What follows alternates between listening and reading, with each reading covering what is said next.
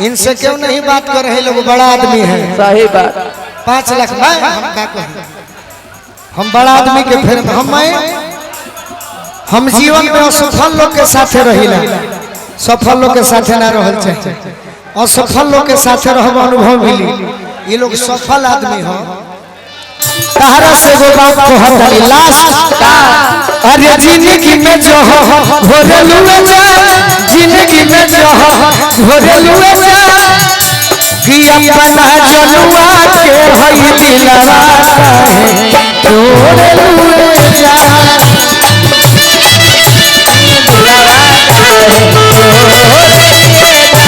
कि अपना पगला के हई दिलवा है घोरलुए जा।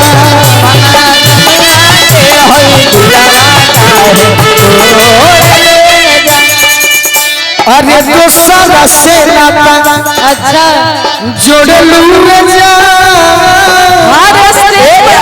अपन नाता जोड़ते चलते हैं। अरे दूसरा से नाता जोड़लुए जा कि अपना जनुआ के हई दिलवा है जोड़लुए जा।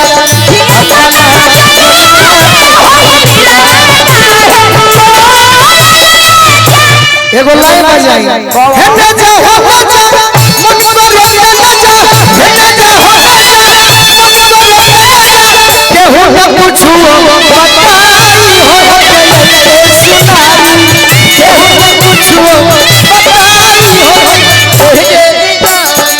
सुनो या सुनो सुनो हमर प्यार सुनो सुनो या सुनो सुनो हमर प्यार सुनो मत बोलैलू इलू मोनी कि भाई हमर बाजी है गोली, मत बोलैलू इलू बोली कि भाई अपना जनुआ के हम दिलवा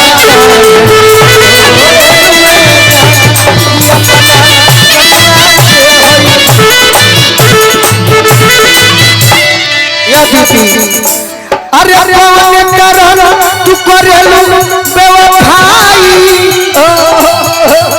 अब पूछला पर झूठो सचो देवलू सफाई,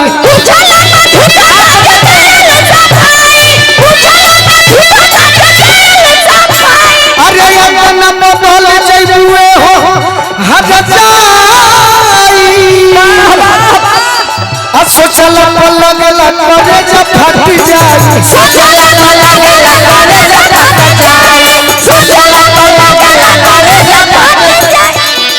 आज हम इतना खराब हो गए कि दोसर के ओढ़नी अरे ओढ़लुए जा, अरे दोसर के ओढ़नी ओढ़लुए जा कि अपना गोलुआ के हई दिलवा है ओढ़लुए अपना गोलुआ के हई दिलवा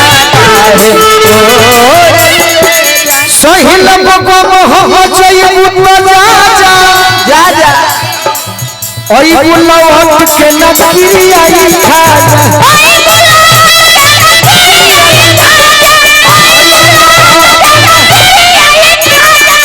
तहर के यार हजार मिल गई है, अरे जिंदगी में फेर नहीं है बोलू